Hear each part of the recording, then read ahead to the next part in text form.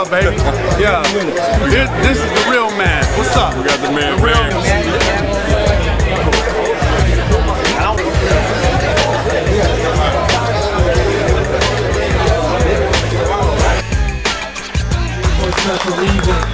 Everybody just kind of come to the front, man. There's plenty of room to come on the side. Everybody come through. Turn the volume on. Little volume, okay. Check 1, 1, 2. Okay, yeah, these aren't up here. One's out here. Check, check, check, check. Better, better. Not on yet, okay. Ooh. How about that? How about that? Catch me outside. Okay, well, first of all, I want to appreciate all you guys coming out. This is the Istandard Beat Camp weekend. These guys at JOSEY Records show us so much love. Please clap it up for them for having us. It's our 34th event here. Everybody do me a favor, just put your phone on vibrate or mute, just so we're not interrupting the conversation here. So what this is all about is we do a segment at every beat camp called Behind the Rhymes, and we present something called the Istandard Influence Award. And the award goes mainly to producers and songwriters, but we had to do something special coming to Dallas, and being that he lives here in Dallas now, we had to show him the proper due respect for what he's brought to the table. But I'm not going to introduce him, I'm actually going to introduce our guy who's going to introduce him and interview him as well. So do me a favor, clap your hands one time for the homie SIKWITIT, y'all. Show some love for SIKWITIT. I'm going to pass the torch, the interview torch, come on, man. All right, man, do your thing.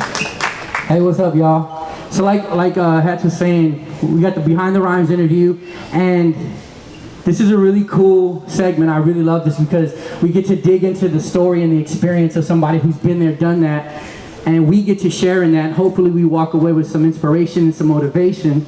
So it's amazing to see all of y'all here. So I need y'all to help me give a huge, warm welcome. Hold on.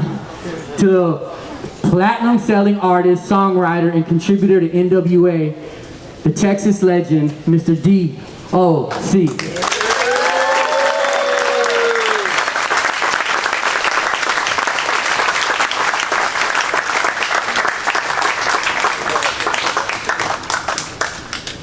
What's going on, man? What's up with you, brother? How you feeling? I'm good, bro. Good. Have a mic there. Good afternoon. Ah. I see there's a little girl present, so I'll keep it PG. Mom, it is good to see you. As possible. So, this is really a special moment for me. I think you and I met a little over a year ago, and that moment was awesome for me, right? Because I get to finally put a face to the person I'd seen on TV and in music videos, and this to me right here is very important because you, the story of the D.O.C, here's what I get a lot of the times. Anytime, like in my circle of people, when the D.O.C is mentioned, you get people who either say, what? He still does music? Or, that guy's still alive? Right? It's crazy. And I find that there are two kinds of people. It's the people who really know D.O.C, know the story, know the experience. They followed you. They've been fans forever. And then there's people who really don't. And so I think your stories is so unique, and there's so many details to that story that I know have inspired and motivated me. And I know that once people hear it, because I'm sure there are some people here that just don't know everything. And unfortunately, we don't have, you know, days to just talk. But we're gonna try to highlight some points here. And I'm excited, man. Me too. So let's just get started, man. Why don't we go ahead and just talk about the come up. Tell me how you got started. What, you know, how did you get into music? How did you even get introduced into the music industry? Well, I was born and raised in West Dallas.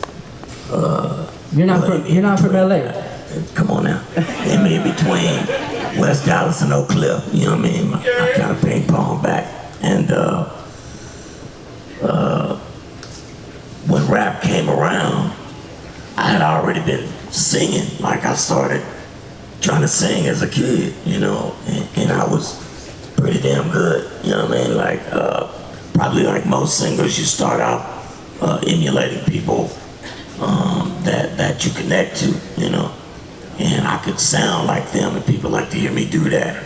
So that's how I started. But when rap came, I'd been sort of a voracious reader as a kid. So when rap came, early 80s, 82, 83, I had stored so many words in my mental Rolodex that I wasn't using the same verbiage as other kids were, and that separated me. That plus the fact that I was really blessed with a really great voice, you know what I mean, twice actually. And so when I got started, a lot of really sort of weird circumstances happened and put me in a situation where I connected with a guy named Dr. Rock, who's probably the first guy, or one of the first guys, who really made hip hop as a thing popular on the radio here in Dallas. And he had been a part of a group called the World Class Wrecking Crew in Los Angeles. They were a DJ-based sort of club group, for lack of a better way of putting it. And he knew Dre, you know. And so we made a group together called the Philly Fresh Crew with another friend of mine named Fresh K from West Dallas. And Rock asked Dre to come down and to produce some beats for us, because Boys in the Hood at that time was kind of a hot street record. And he thought that would help us. Dre came down and thought I was really good, you know, and said, boy, if you were in California, we'd be rich, you know, and asked me to come back, you know. And I said, at first I said no, you know, because I can't leave my guys. He didn't want my guys, you know what I mean? So I said no. And then I was in the 8th grade, just fresh out of dropping out of 18 years old, just fresh high school dropout. My mother wanted to send me to the Army. And so I reconsidered Dre's offer at that point,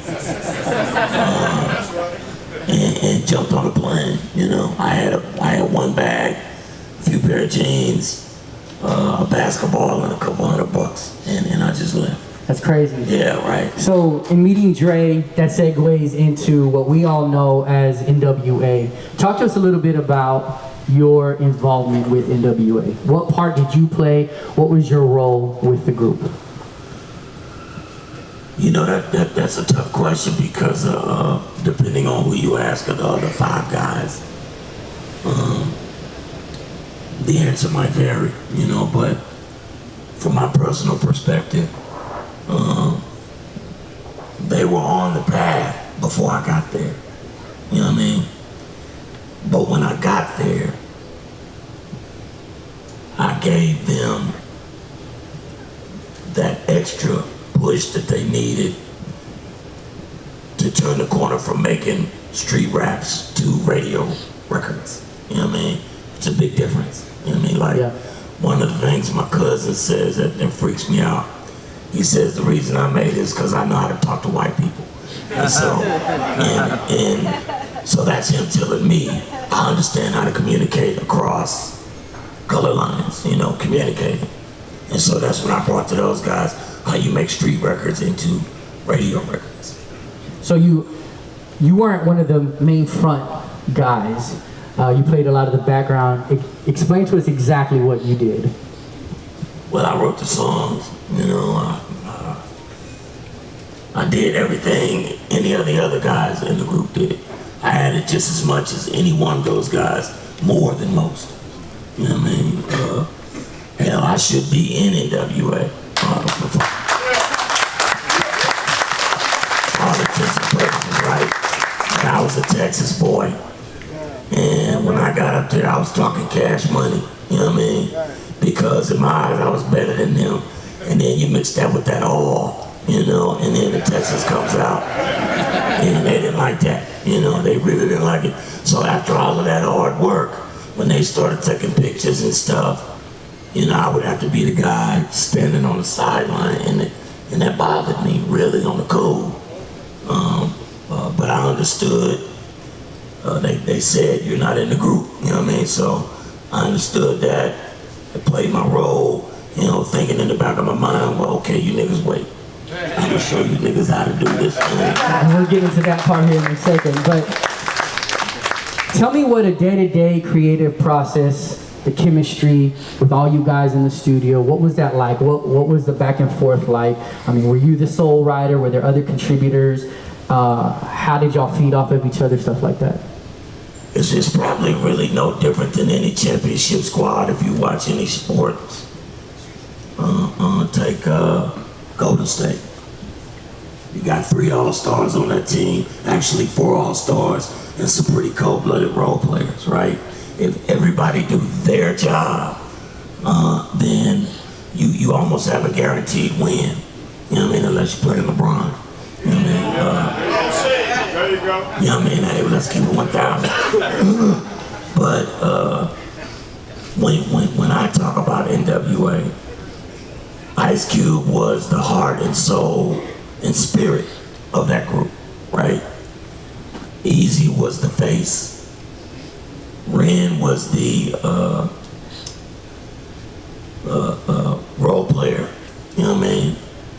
And I was the assistant coach. You know what I mean? Of course, Dre was the coach. You know, he ran the plays. I helped him draw up the plays. But he ran the plays, and we all executed out, you know what I mean? Like we were supposed to, right? I couldn't compete. I couldn't make Easy compete with Cube. I did most of Easy's writing, right? And so Easy couldn't compete with that, you know what I mean? So I made sure to make Easy stuff funny, entertaining, and clever, so that it would cross over well to the suburban kids. Because the idea is to make them laugh with you and not fear you. That way, they'll be more accepting of your art, you know what I mean? And so that was the role I played, bro, just to help out. That's a cool dynamic to see, because when we look at music today, groups don't really exist like they used to. So it's awesome to see somebody who's been there, done that, explain the dynamics of how y'all operated. And so going to Dre, you saying he's the coach. I think I talked to you one time and you said, man, I was a guy sitting right next to Dre, in his ear, telling him this, telling him that. Explain to us a little bit your relationship with Dre, not only musically, but personally as well. Well, when I think back to when I first met Dre, he came to Dallas to do those beats. I didn't like him because he was skinny and he was arrogant. Shit, he was me, you know? And so there was a kind of like... Doc versus Doc, kind of. You know, everybody's got their ego problems, right? We all have them, we're human, right? But we were at this place called Shamrock in Lancaster. And Rock was doing one of his shows. And back in those days, we would all congregate in the bathroom and rap on each other, right? Dre had creeped in the back. I'm in the circle doing my thing. He heard it, and he came and said to me what he said, that he thought I might be one of the best he'd ever heard. And after that, I liked him, you know. Now I like him. You know, but the one thing that I always, after that first day of working with Dre, his production sounds like, sonically, sounds like it's already on the radio as he's doing it. You know what I mean? That's a neat trick. You know what I mean? And a lot of people, when they record, you know, and then they say, well, we'll go back and twist the knobs. Dre twist the knobs while he doing the shit. Like, he wants to hear what it sounds like. That's gonna be what it sounds like when I get through with it, right? And so that's another neat trick that I learned. Dre gave me a lot. He gave me a lot. Because I knew that he was to music, in my mind, what I was to words, to writing. Because I actually had the balls to believe I was better than everybody, you know what I mean? In '88, I wouldn't give a damn what coast you were from and what city, what borough, none of that. I was killing you all, and if I got that all in me, I might say it, you know, and probably did, you know, and so when I was a young dude, I was super brash, you know. People like to call me humble now. And, you know, a wreck like I had will humble your ass. Excuse me, my language. But a situation like that will humble you, you know. And I choose to believe that God was like, man, you're on a collision course with the wrong thing. Let me pull you back up out of this because you can't handle it right now. Did you have the flexibility to be honest with Dre? Yeah. I mean, look, Dre and I, we have a really interesting relationship. And I love Dre like my brother. Not because of what he can do for me, but in spite of what he can do for me. That means if he don't do what I think he's supposed to be doing, I love him anyway, right? Because I'm a grown man, I make my own decisions, and my shortcomings or the reasons that I may not have like the others, or no one's fault but my own. You know, I carry that. But that said, shit, yeah, I'll be blatantly honest with him. I don't know how good he feels about that these days, you know, because it's hard to tell a billionaire when he's messing up. They don't like that, you know, but I get a kick out of it, you know what I mean? And so that's probably why we feuding now. So talk to us a little bit about relationships in music business. How important are they? Because from what I'm hearing so far, it's been relationship situations that, you know, up to right now in this story have got you this far right now. Well, just like any other thing, relationships are incredibly important, and you never want to burn your bridge, because you may need that person again, you know. But we're all human beings, and we all act, you know, impetuous sometimes. Not all of us have that that switch that says, let me, you know, especially if you drink like I used to. But it's a testimony to what we all went through as young kids, that even through the fussing and fighting, we can kind of fix it after a while.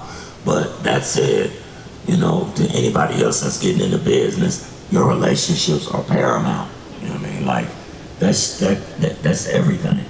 So just because it doesn't go your way doesn't mean that you're supposed to go ag, you know, and want to cut their head off and you know, ruin that possible relationship that can help you out in the future. I like to tell people that it's not a D.O.C thing, it's a G.O.D thing. So if it's meant for you to have it and you stay true to it, then it's gonna find its way to you if you keep pushing your way towards it. So that's it, you know, keep your head about yourself. So when I think of the D.O.C story, there are a couple of stories that stick out to me that I think are so amazing, because I think there are stories that literally changed the course of history. And so tell me about you introducing Suge Knight to Dr. Dre. Are you the one that is responsible for that? I don't know if responsible is the right word. I don't know if I would use responsible, you know what I mean? Like, Suge was in Compton way before me. I'm sure that those guys knew who the hell he was and all of that, you know. Me bringing Suge and Dre together was a situation that had come to a head. Like, if that accident doesn't happen, that never happens. You know what I mean? Because Suge had gotten into my head, rightfully so, you know, right or wrong, whether his plans were nefarious for the future or not.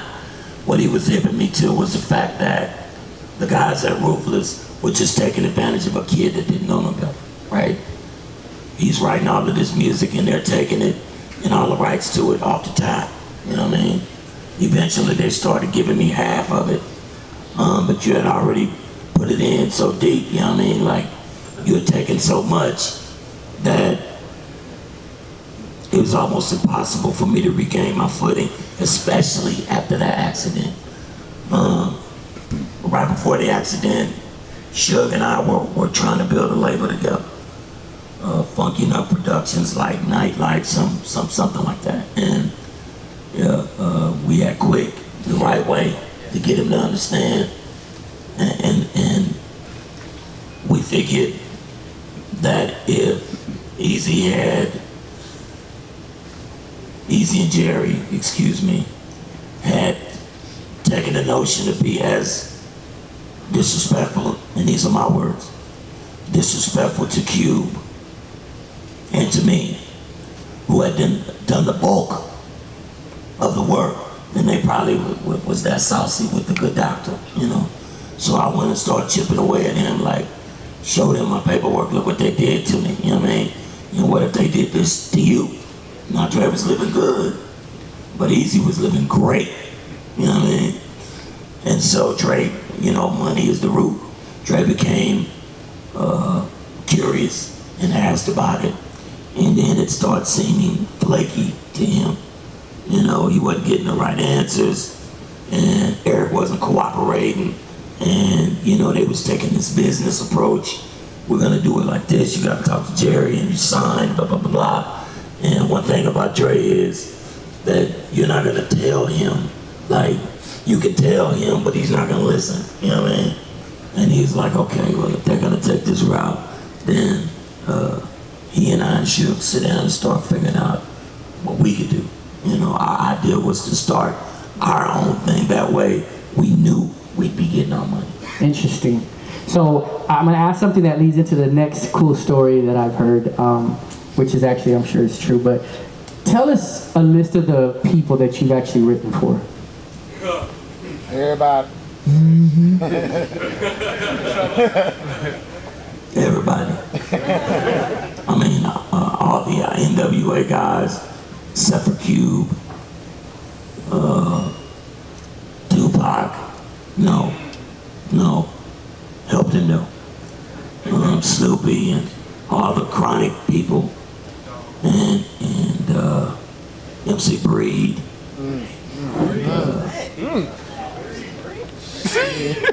Michelle A.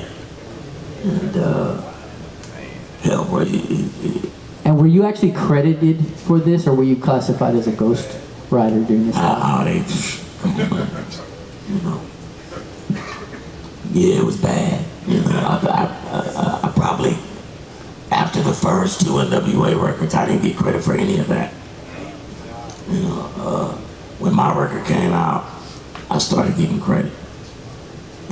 But they were still taking half the publishing, you know, and the credit, you know, and then all the stuff that followed.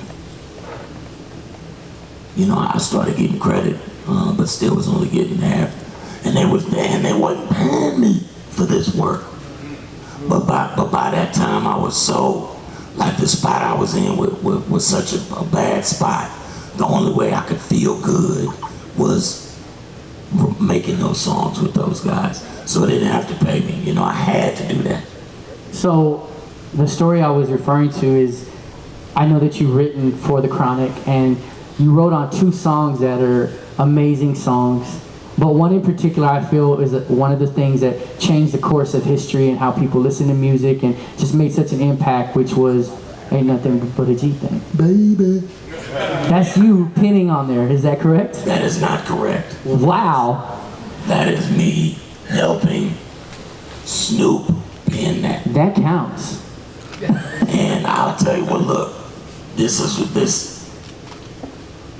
like they always say, when you figure out what your purpose is, then you become powerful, because then you can do what you're supposed to be doing, and the wind will carry you. Well, Doggy Dog was a great spitter, right? He just had no idea how to make a song about it, right? To tie all the pieces together with a bow in the middle, just like a real book, have a beginning, a middle, and an end, and use the hooks to tie it all together in a way that it's not just for you, it's for them.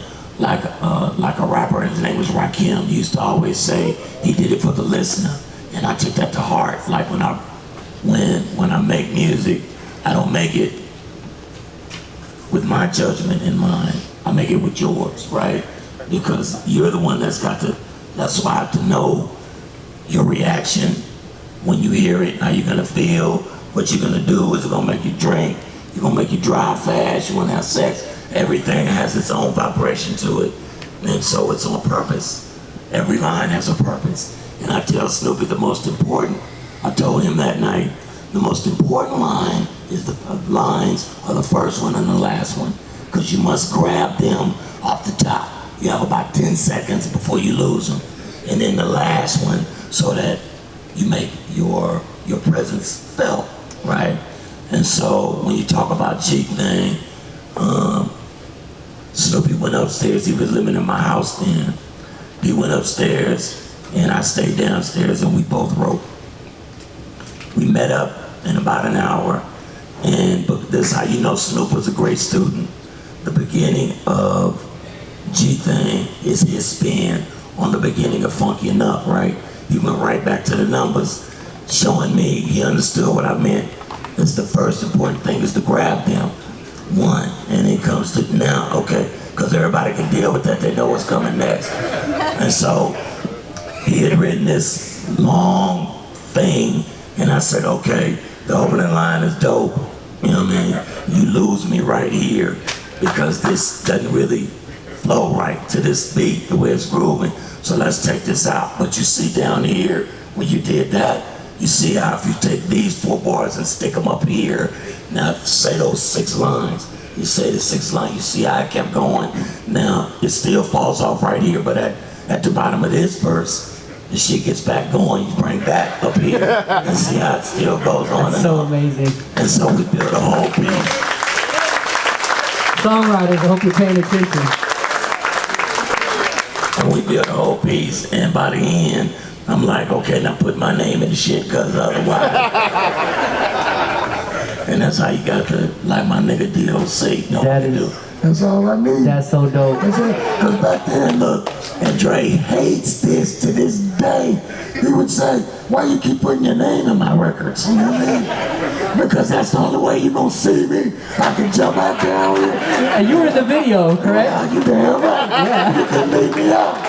Because at least on that one scene, you had to give me my breakdown. You know what I'm saying? And so, yeah, but it's to that respect, and this is how I know, and it's a heart of hearts. Dre has real feelings because he always reaches back in those moments to say, let me make sure they looking at you too. You know what I mean? I didn't get the money. You know, but we working on that. We might get it right. When you started, did you think you wouldn't just be a rapper? Did you know you wanted to write for other people, or is that something you just kind of fell into? No, bro. Like when I first picked up a pen to write, it was for somebody else. So when I say what my purpose is, that may have been my purpose the whole time, was to help other people be as good as I was by God's gift. It wasn't for me to get out there and dance in the moonlight because I couldn't handle it. You know what I mean? It's not for everybody. Even though I had all the tools, because rapping wasn't I didn't grow up like in this generation. They grew up, they want to be a rapper. I wanted to be a comedian in the 6th grade because everything is timing, right? And so I was great with it. I knew, you see when these people laugh, that's timing. You know what I mean? You got to know when. And Richard Pryor taught me that. And then Murphy picked it up, you know. But like I said, when rap came along, it was so easy for me. And Curtis belonged to this group called the Rockets. They were a dance group. And they asked me, hey, could you write us an intro to introduce our group in this talent show? I was like, sure, why not? And when I wrote it, it was too complicated, they couldn't say it. So I said it. And then after that, it was like, damn, you know, and that was addicting. I didn't have no girlfriends and none of that. But after that talent show, there was 5 girls talking about, what's your name again? Okay, that's how you do it. Man, it's so awesome. So let's fast forward to present day. Talk to us, what do you have going on? What have you been working on lately? What's going on with D.O.C? I don't want to jinx anything, right? Like, I'm a spiritual guy.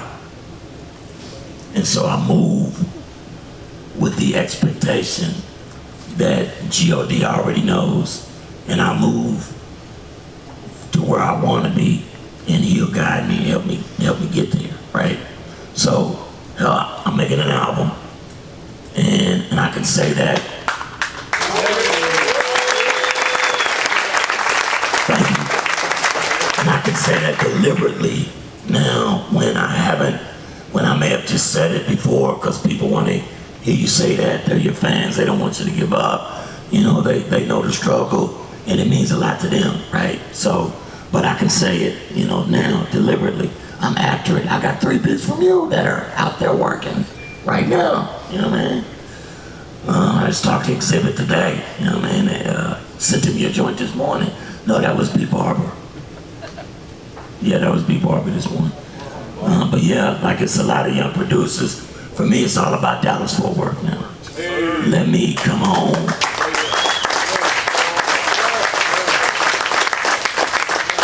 Let me come home and see, because this is actually what I was supposed to do 30 years ago.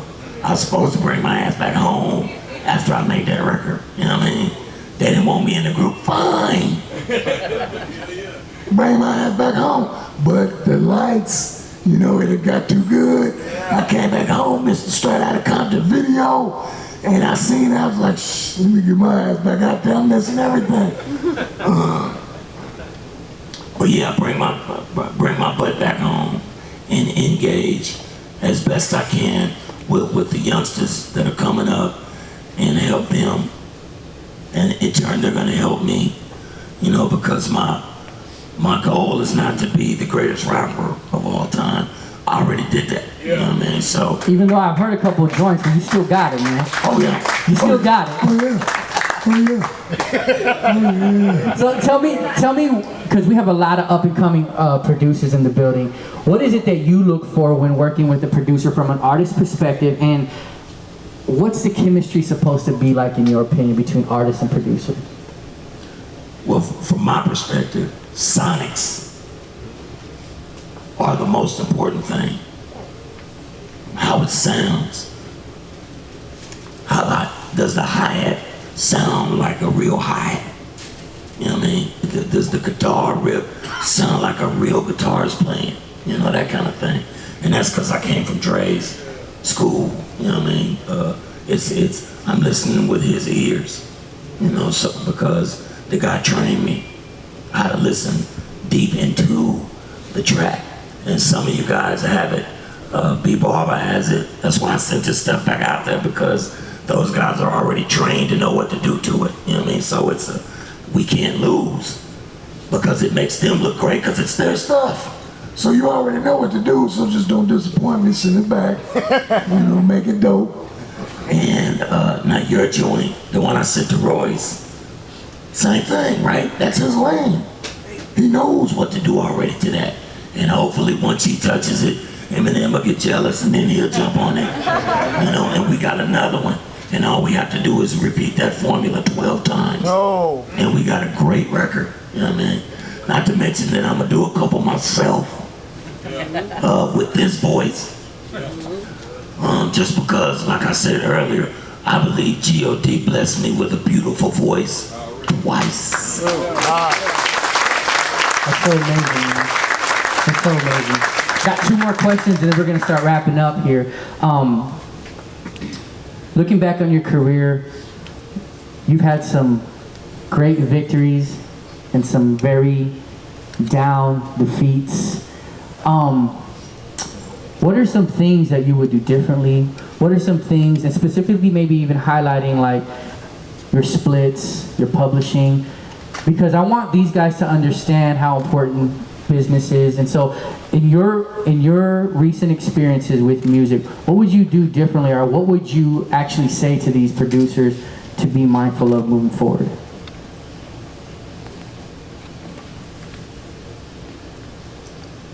What I would say is simply this.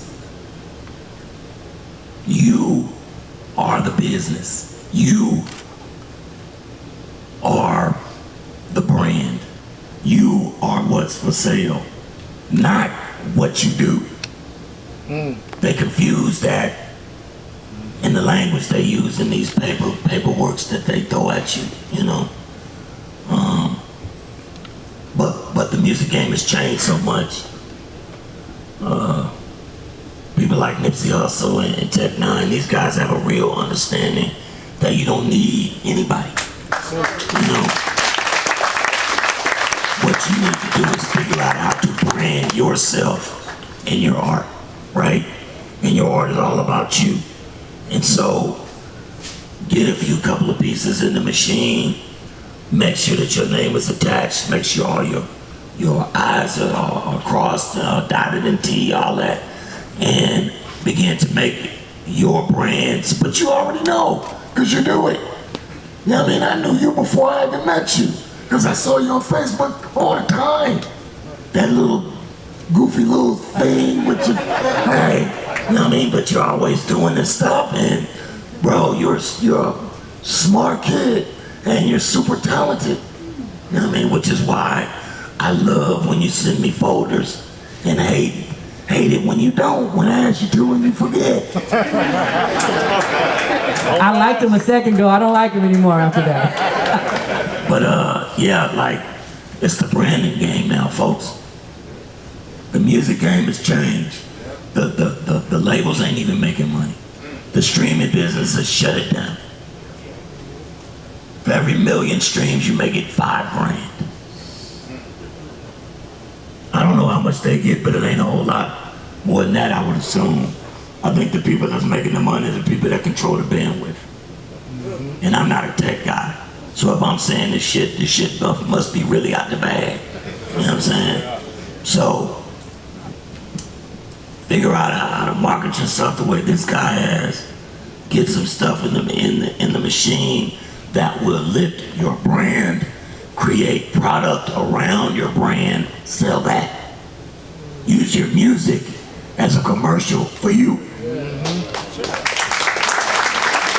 That's awesome. And in closing, just in a few words, if you could just give some words of inspiration to motivate all these young up-and-coming producers, songwriters, music business professionals coming from the man himself. Look, I said it before. I shaved before I came. From my perspective, it's a G.O.D. thing, it's not a D.O.C. thing, right? And so if your spirit's in the right place, it's hard to lose. It really is. It's hard to lose it if your spirit is in the right place. If your music, if you're a greedy SOB, and you in this thing, and it's all about me and mine, at some point, the game is going to catch you, and it's going to do it to you in your butt, and it's gonna be back. Seriously, bro. I've watched it happen to 3 guys, 2 guys, 3rd including me, have it all in their hands, man, and give it away. Give it away, man. Because your greed and your ego and your pride get in the way of doing the right thing. Help somebody else, bro, that shit'll come back to you 2 times. You know what I mean? Keep your spirit right. Now, I know mine was right, because even in the midst of walking through the valley of shadow with death, out there on the California coast by myself, with guns everywhere, drugs everywhere, cats dying, people fighting, nobody ever touched me. I'm by myself. I don't have a gang of Crips. Well, I did sometime, but I was Snoop. Protecting me, or a gang of Bloods protecting me. When I walked in, I was alone, which is really why I had to be super loaded, because you can't show fear. if you show fear, they're grabbing my balls like I was the man, the myth, and I had to be loaded to do that. You know, that's just keeping it 1,000. But I made it back, you know, back to my mind with the help of a beautiful woman from Dallas, Texas. Her name is Erica. And she grabbed me at a time when I was, she's the realest. She grabbed me at a time when I was really low and worked real hard to lift me back up, you know, and gave me a daughter behind it. Can you put a last name on there, Erica? Erica Badu. Just want to make sure they knew who you're talking about. Yeah. Erica Wright. But, yeah, and Puma was the beginning of my turnaround, because Puma loved me so hard that I had to start to love myself again. And being daddy became everything, you know, and so I'd follow behind Erica with the flowing white thing, and I'd be back there with the baby like the diggy diggy daddy, you know, not the diggy diggy daddy, and I loved it, you know. And then she built me back up, you know, and so when the music game called again, we sat down and we had a really clarifying heart to heart, and I felt it was something that I really needed to do, and so I went back to it. D.O.C, I want to thank you so much for sharing your experience and your story. Y'all give it up one more time.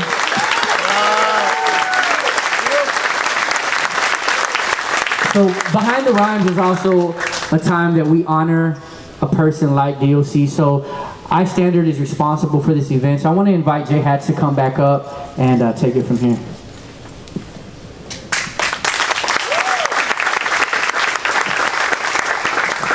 My man D.O.C. This goes out to all the records you never got credited for.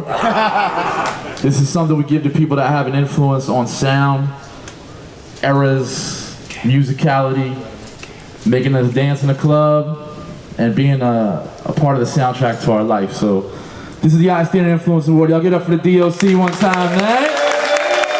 Yeah. Get a couple flicks right here.